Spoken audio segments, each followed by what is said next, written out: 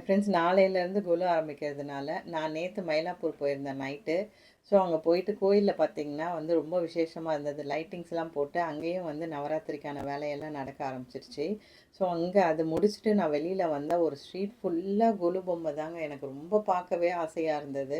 ஒரு ஒரு பொம்மையும் அவ்வளோ அழகாக இருந்தது. தத்ரூபமாக வரைஞ்சி வச்சுருந்தாங்க. பட் எனக்கு கொலு வைக்கிற பழக்கம்லாம் கிடையாது. என் பையன் சின்ன வயசுலேருந்தே சும்மா ஒரு 2 படிக்கட்டு 3 படிக்கட்டு வச்சு குட்டி குட்டி பொம்மை வீட்டில் இருக்கிறதெல்லாம் வைப்பான். ஏன்னா அவன் படித்தது பிராமின் ஸ்கூலுன்றதுனால அவன் ஃப்ரெண்ட்ஸ் எல்லாம் வைப்பாங்கன்னு சொல்லி கேட்டு வச்சுருக்கான். பட் நானுமே சரி ஓகே நீ பண்ணு அப்படின்னு சொல்லி நானும் விட்டுட்டேன்.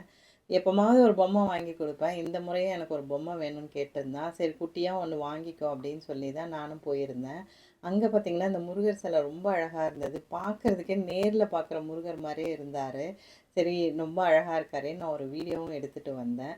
ஃபைனலாக பார்த்தீங்கன்னா என் பையன் ஒரு பொம்மையை சூஸ் பண்ணியிருக்கான். பட் இருந்தாலுமே எனக்கு அது வச்சு அதை முறைப்படி பண்ணிகிட்டே இருக்கணுமா அப்படின்ற ஒரு பயமும் இருக்குது. சரி ஓகே சின்ன பையன் தானே வச்சுக்கிட்டோம் அப்படின்னு சொல்லிட்டு நானும் விட்டுருக்காங்க.